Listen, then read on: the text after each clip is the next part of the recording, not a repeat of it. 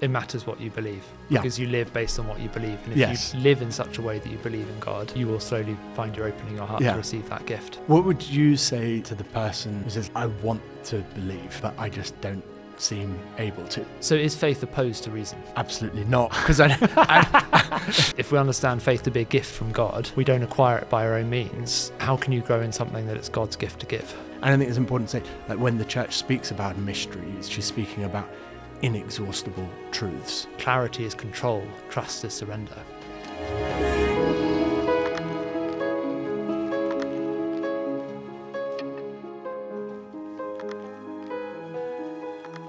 Hello, I'm Father John. Hello, I'm Fr Toby. And welcome to Good Habits, our podcast exploring questions of meaning through the tradition of the virtues. And today we come to the virtue of faith. We're moving now on to the supernatural virtues, and we'll get on to a bit of what that means. But this is really about, is it reasonable to believe? Is faith just about being blind, or is there some thought in it? Is it a reasonable thing to do? Yeah, but that's one thing you hear a great deal, isn't it? Like blind faith, or the idea that faith is, for us Christians, it's just a crutch because we're too feeble to cope with the realities of a vicious and tough and hard world. And yeah, I encounter that quite a lot. When people seem to think I must be a bit feeble-minded in order to believe. That we can explain the world through science and everything there is to understand, and so you don't really need faith. Faith is just filling in the gaps, what we can't. Yeah, understand. being stuck in a primitive worldview, which was helpful once upon a time, but which is completely superfluous now that we've got science. Yeah. So is faith opposed to reason? Absolutely not, because Not setting you up at all. No. Well, you might ask some of the brothers, like, I don't think I'm an unreasonable person, and as a man of faith, therefore, I don't think it's opposed to reason. I think, in fact, it can be unreasonable in many situations not to believe. What is important to remember is that there are lots of different ways by which we claim to know. Yeah. I was listening to a great Rest of History podcast recently on Joan of Arc, and I just find Dominic Sandbrook's cynicism in there quite amusing, but essentially comes from a mindset of there must be some way of explaining the situation which doesn't need to appeal to God. There in this context of supernatural events in the life of Joan of Arc, but the kind of mindset, and I don't want to make any claims to what he would say about the virtue of faith, but the idea that we don't need God as part of the picture, we can explain everything. To invoke God is somehow to switch off your brain and just use a lame excuse. And we're trying to say that no, faith does involve reason. Yeah, and I think what I want to say to Dominic Sandbrook is that, like, faith is a word that we use in a particular religious tenor to describe a way of knowing, which is absolutely essential to being human, and which he's completely reliant upon as a historian, namely trusting in the witness of others who saw or recorded what I didn't personally see myself. And in fact, it's the most important form of human knowing. So does evidence have a role in the life of faith? Like, evidence will have a role. Well, it'll have a role in what we trust in. But I'm going to say that faith is first and foremost a relational way of knowing. So when I have faith, I believe something not because I've seen it with my own eyes, but rather I'm trusting the person who's telling me this is what's happened. And so then where evidence might start to come into it is I might start to think, well, how trustworthy is this person? Or what are the other things, say as a historian, what are the other things that I know about circumstances in this time and place? Does this thing seem credible? And so faith belongs in some way to an ordinary human mode of knowing. But when we're talking specifically here about the supernatural virtue of faith, what's the difference there with just ordinary human trusting in someone, having faith in them, and so on? Yeah, so we're saying faith is a supernatural virtue whereby, under the influence of grace, we believe in what God has revealed about himself, not because it's intelligible to us on the face of it or because we've seen it for ourselves, but rather because God, who can neither deceive nor be deceived, has revealed it. So that faith is, and the certainty of our faith. I say that I'm certain in my faith. This isn't a belief which I sort of dither about. Yeah. It's a certain stable way of being. That faith is certain because God has revealed it to me. And so all of us in our lives, we have a whole spectrum of people, some of whom we think are completely trustworthy, and some who we know might be very nice, but they're not completely trustworthy, and will quite rightly be more inclined to trust what the more trustworthy person has said to us. But nonetheless, even with the really, really trustworthy person, we know that sometimes they just get it wrong. Like, they're mistaken about what happened. Their recall of events isn't perfect. Whereas with faith, we're saying that because God has revealed it, and God is truth, God is the source of all truth, because he's revealed it and because he's the one, telling us it, that it is that we can be completely certain.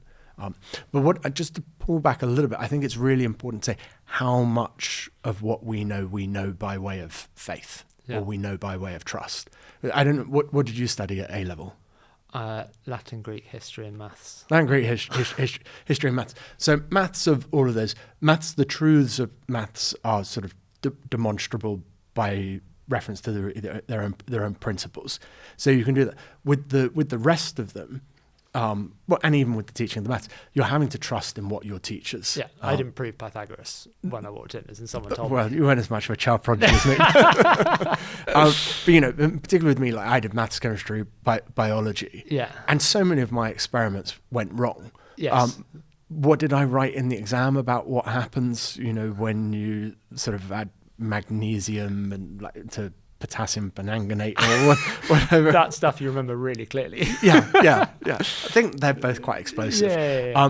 But what happens when you add those? I would go with what my teacher told me is supposed to happen, or what the textbook says should happen, and that's a way of, even though the subject matter was science, the way in which I learnt most of my sciences was by way of trusting in my teacher, trusting in the textbook. And I had no good reason not to trust my teacher. It didn't seem like Doc Lazell had any interest in trying to completely deceive me about science. Yeah. Augustine has a nice line when he says there can be no friendship without some belief. And I think if you think of any friendship relationship, you've got to trust the person. And this is particularly clear, I think, in the context of a romantic relationship. If you think the beginnings of falling in love, there's a kind of getting to know each other process. You meet someone in today's world, might look them up, their social media profile, get to know their friends, background research or whatever. Mm-hmm. The modern world's so romantic. Yeah, isn't it? It's really right indeed. But it's in there. All that's to say, there are things you can find out about a person by your own means that you can kind of prove must be true regardless. But the beginnings of a relationship and the beginnings of falling in love is when someone stands in front of you and you say, I believe who you say you are beyond what I can prove for myself. Mm-hmm. I trust you are who you say you are. And that's the beginnings of a friendship. Yeah. And that's belief. Well, I have the great delight of knowing your parents and calling them friends, but can you prove that your parents love you? Indeed. I can be certain of it, but I can't prove it. Yeah. Like the Truman Show. Could be like a I love Truman Show. Indeed. Really great. Can you prove you're not in the Truman Show? No. Sometimes I feel like I'm living in it. But there's so much going on in that film. But the basis of it would be unreasonable for you not to believe that your parents loved you on the basis of everything that they've done for you in your life. Yeah. And so belief is just foundational to human forms of knowing. But it could be a massive sham. I don't want to introduce childhood trauma. I'm sure they do love you. But it would be unreasonable to think that they didn't love you. And you would also say, well, what's the motive for deception? Yeah, we might get onto that later if we speak about motives of belief. Why would people lie about the Christian truths? Yeah, indeed. And before we get there, I think it's worth pressing just a little bit more the reasonableness of faith, in that faith is we're located in the intellect, and that it's a search for truth. God is the ultimate truth. Mm-hmm. And so ultimately we say faith and reason can never contradict. Something we understand by faith can never be in conflict with what we know by pure reason alone, say philosophy or history or science or whatever it would be, because God is the source of all truth. Yeah, and God has given us our reason. We're made in the image and likeness of God, and two of the principal ways in which that image and likeness is recognized is through our ability to know and our ability to love. And obviously knowing and loving are intimately linked, because we can't love what we don't know. And if we love it, we want to know it. We want to know it better. Yeah. So they're in this beautiful symbiotic relationship. But that gives the properly theological and supernatural dimension to faith, whereby, as you said, like its object is God, in that through faith I know God as first truth, as source of all truth. And it's also because of God's revelation of himself that I'm able to know these things. So there are certain things which through philosophy we can know about God. But where philosophy could never get us to is the interior life of God, the fact that God is a triune God, a communion of three persons in perfect relationships of loving and knowing. That has to be revealed to us.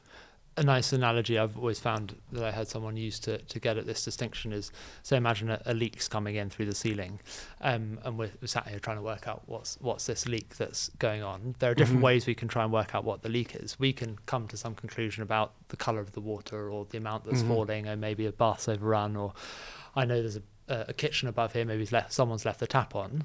This is sounding like a Dominican solution to a leak at the moment, rather than just going upstairs. Well, exactly. So there are two other ways of finding out what's going on with the leak. We can sit around chatting in a very Dominican way and come to some conclusions, and that's the realm of our philosophy and human knowledge. Someone can come down and tell us the source of the leak. The prior upstairs can come down and say, actually, someone's left the tap on. That's revelation. That's Christ coming down, revealing the life of God. Christ, the fullness of revelation, explaining to us what we couldn't have known by our own means. In this picture, we can't go upstairs just yet. And then the final way is we go upstairs, and that's the beatific vision when we behold the face of God. And so it's trying to get at this idea that there are things we can know by our own reason about God, but there are things that we can only know because God has revealed them, and those are the object of faith. But they're not in contradiction to what we know by our own reason. They're an elevation and perfection of what our reason has told us. Yeah. And so in the first question of the Summa, like Aquinas is asking whether sacra doctrina, whether holy teaching, or sometimes just translated as theology, whether it's necessary.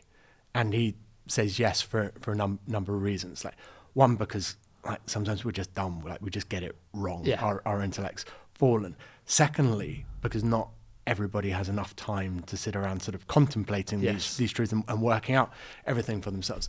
But then also because there are some truths that matter, because it matters what you think. There are some truths that matter that we're not capable of finding out for ourselves using our own unaided reason. But there are some truths which we can get to both by way of faith and by way of reason. But actually then we'd only ever hold it by one of those. So we've been talking lots of different aspects of faith. Can we have a definition of the virtue?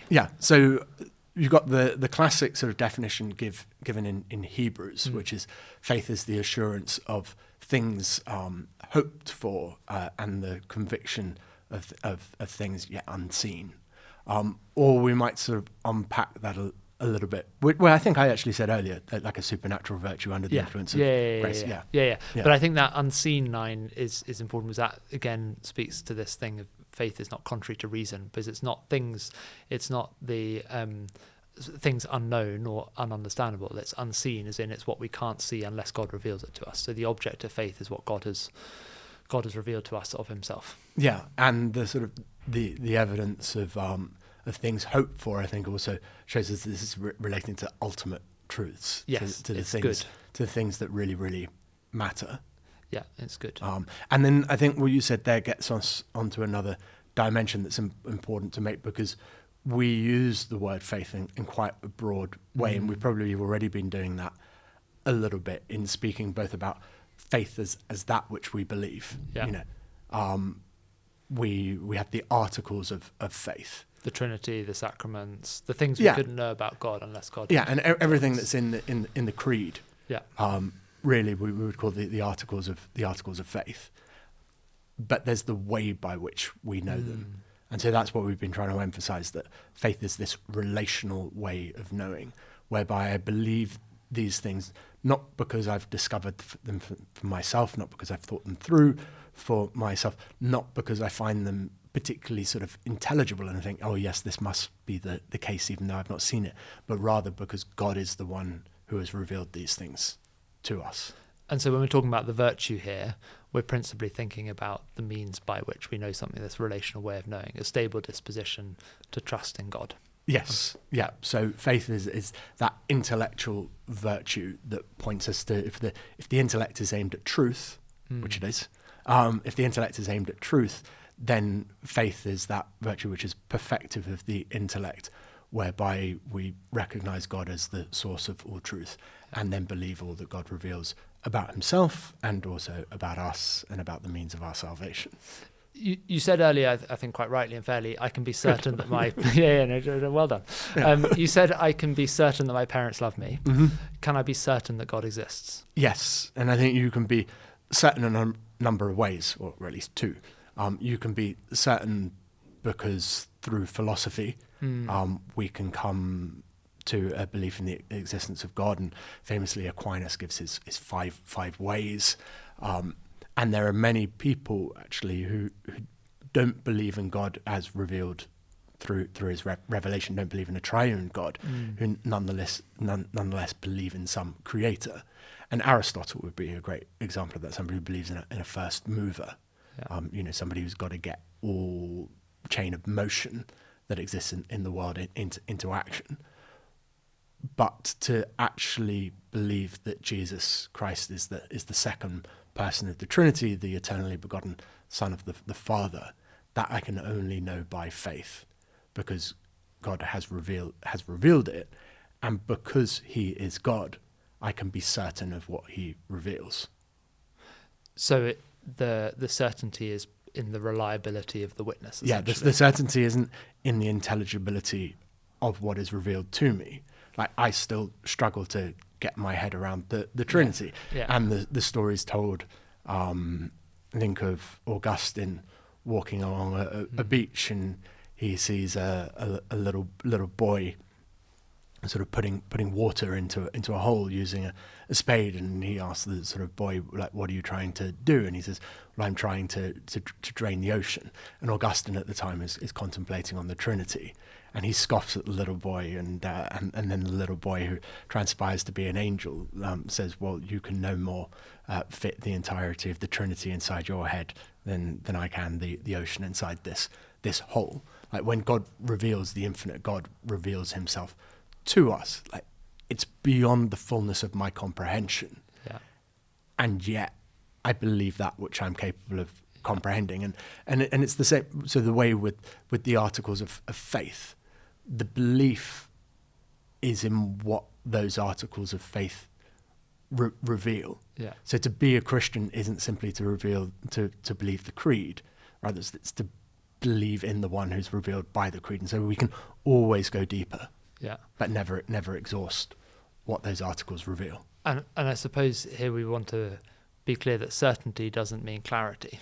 No. And particularly because faith is the conviction of things unseen. We'll never have perfect clarity until we behold God face to face. And clarity can become an idol. I think I've shared with you before an anecdote of Mother Teresa's I've found incredibly helpful at different times, when a priest came up to her and said to her, Mother, I'm really struggling with this decision. Please pray that I might have clarity over it. And she responded, no, clarity is control, trust is surrender. And she was inviting him to an act of faith, because to have clarity is to have kind of a perfect knowledge of something. And God so exceeds our capacity to know, so exceeds anything we can even imagine of what God is, that we will never have perfect clarity, but we can be certain about what God has revealed, because we can trust God as the one who cannot deceive and will never deceive us. Yeah, and St. John Henry Newman speaks about, 1,000 difficulties do not constitute a doubt.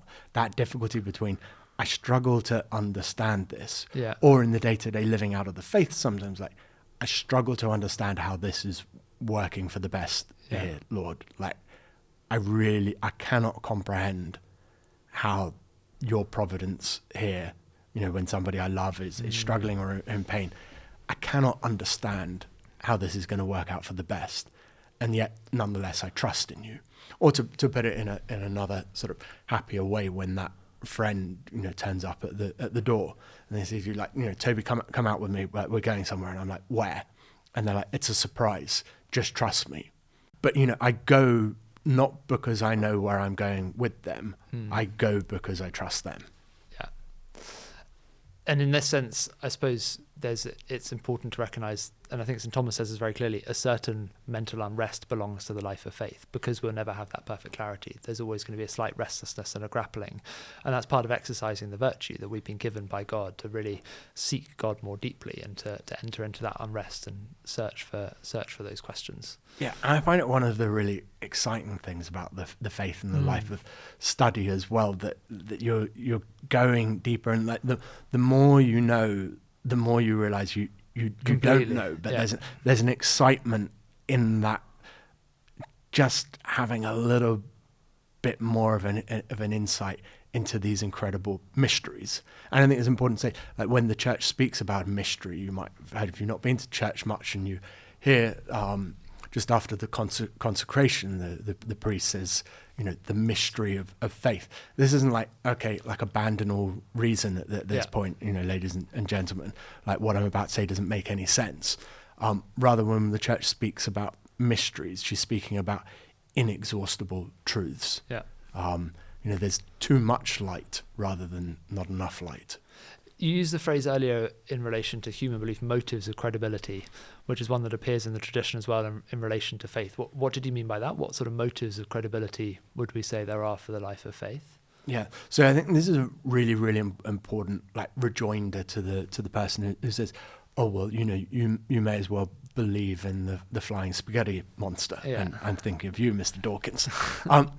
That nobody's ever put forward a credible argument for the existing of a flying spaghetti monster, whereas with the truths of the Catholic faith, there are lots of motives for credibility in them. So, say one might be the miracles that Jesus performs, and then the miracles that his followers perform, and the miracles that still occur in his name.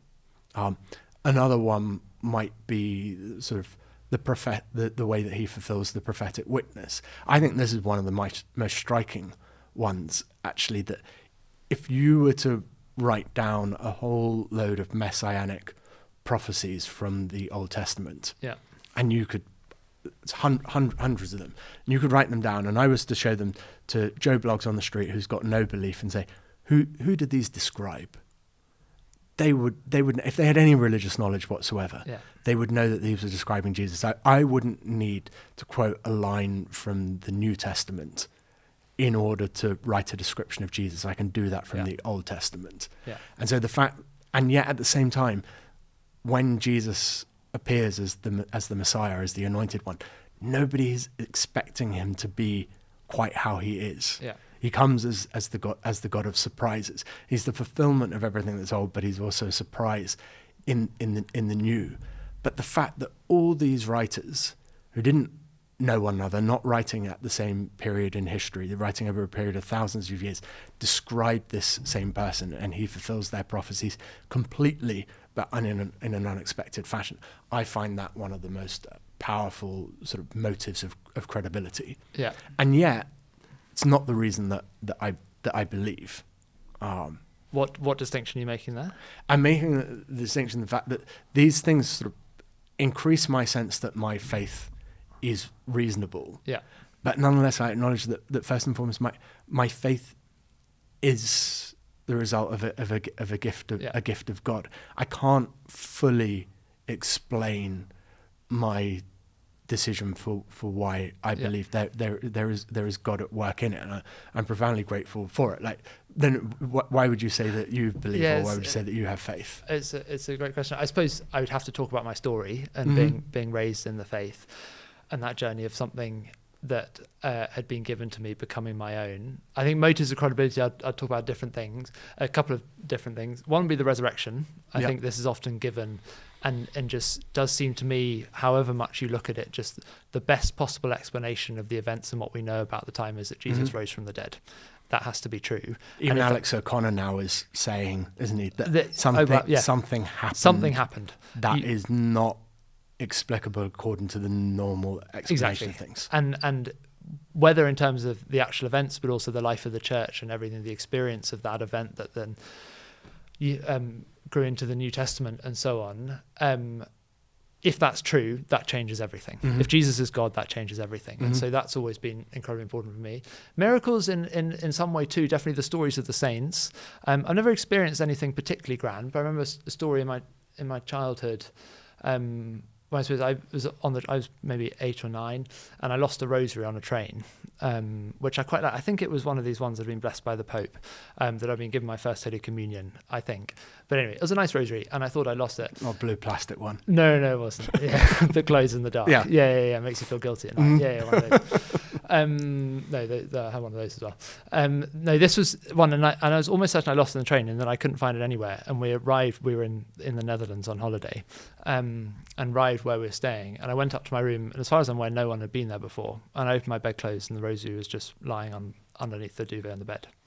And I didn't make that much of it, but I can think of little things like that just made me think, I can't really explain the world without God, and this is a motive of credibility. But as you say, that's not why I believe ultimately. These aren't, if I reduced everything to ask the question, why do I believe in God? Because I believe he loves me and that he's revealed himself in Jesus Christ and that I am fully alive in God. That's why I believe. But these things help. Yeah.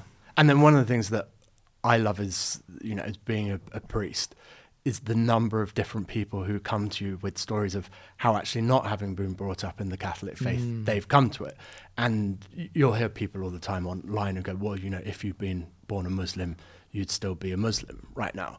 But you meet people who have been born and raised in Muslim families or even predominantly Muslim countries who've come to faith in Jesus, for whom these motives of credibility have had a much, much more impactful part in bringing them to faith in Christ. And yet, at the same time, nobody can say they have faith because it's certain on the facts that they've read. Apologetics, which I absolutely love, and devour apologetics, and do an apologetics program on the radio, and that yet nonetheless you don't believe because of the apologetics, rather you get brought to the cusp of faith because of the apologetics. And it gets at a really important distinction in our journey through these virtues. So far we've been speaking about the natural virtues that belong to the whole Western tradition: prudence, justice, temperance and fortitude. And the big difference with these theological virtues is they're a gift. We don't acquire them by our own means. They're a gift of God. And so just thinking through the motives of credibility and really being like, I'm going to prove that Jesus resurrected from the dead and therefore he must be God, therefore I believe, doesn't work. You can't reason yourself into faith. You've got to ultimately accept a gift, love a person. What would you say though then to the person who says, like, I want to believe, but I just don't seem able to? I know one of my very dear friends, he said to me at one point, like, I'm intellectually convinced for the case of Catholicism, but I'm not going yet. He is now a practicing Catholic and doing a master's in theology whilst practicing as a lawyer. But what would you say to somebody who says, I'm convinced on the face of it, but I don't believe? The first word that comes to mind to take the title of a book of our brother Timothy is "Take the Plunge."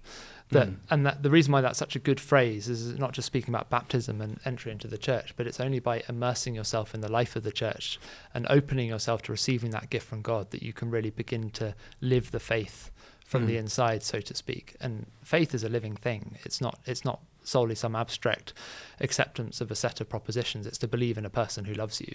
And so you can only really begin that journey if you accept you are loved first and realize that God has always made the first move. And I think there are so many dimensions that can go into in terms of understanding the life of faith, but just one particularly for someone who's intellectually minded is to suddenly just start trying to think within the church's tradition rather than at a kind of Dominic Sandbrook always find an alternative explanation for things, but just to really try and think, how is the church thinking about this? And so just try and faith-seeking understanding is St. Anselm's phrase, which I find such a beautiful one, or maybe Augustine or both of them. But the idea that faith is not opposed to reason, it is through our faith that we seek to understand even more deeply. And so take the plunge. What's there to lose? Arthur Brooks, who I like a great deal, he's a professor at Harvard, and he teaches on happiness and leadership. And he says that some of his students start to what does he say? I think he says they look him up on the Google box, which I think must be a great thing for a professor when your students are looking up to find out about you. And he says they discover that he's a practicing Catholic and really serious about it. And so sometimes then they'll say to him like, oh, I used to be Catholic. I quite like to go back to church, but I'm not sure that I can because I don't feel it. And I think I'd be a bit of a hypocrite to go. And Brooke says, just go. And he says that people get things precisely the wrong way around, that you need to practice and then you believe, and then the feelings will sometimes be there. But if you lead life, and it relates to what we were saying about temperance really in an earlier episode, that if you lead life on the basis of feelings, your life will be all over the place. So Brooke says, practice, believe, and then feelings, rather than like feelings, belief, and then practice. It matters what you believe, because you live based on what you believe. And if you live in such a way that you believe in God, you will slowly find you're opening your heart to receive that gift. And because Christianity isn't an abstract thought system, the early Christians, speak about the way. It's a way of living because of whom God has revealed himself to be, a way of living that transforms everything. You will only really fully experience the truth of it by living the fullness of it. Some people take pride in, well, I'm really open-minded. Well, actually, if truth is going to affect the way that you live, then you can't stay open-minded forever and live a coherent life. And G.K. Chesterton says, you go with it. You open the mind for the same reason you open the mouth, to close on something solid. Yeah, it's a great line. Just as a final point, as a question, for those who've made the plunge, but find this restlessness in their faith, or potentially experience a profound suffering, say, or reasons they're really struggling in their faith, what are ways we can increase in the virtue? And particularly us as thinking that if we understand faith to be a gift from God, we don't acquire it by our own means. How can you grow in something that it's God's gift to give? I think first and fundamentally, ask for more of the gift. Be childlike. Beg for it. Lord, increase my faith. Lord, give me more faith. Lord, I believe. Help my unbelief. I think that's a nice point to finish. Yeah. And think towards, as an act of hope there in prayer, what we'll come on to next, the virtue of hope. Excellent. Thank you very much, Toby. Good Habits is a CTS production in collaboration with the Dominican Friars in Britain and Radio Maria England. And if you've liked this episode, which I sincerely hope you have, then please do like and subscribe.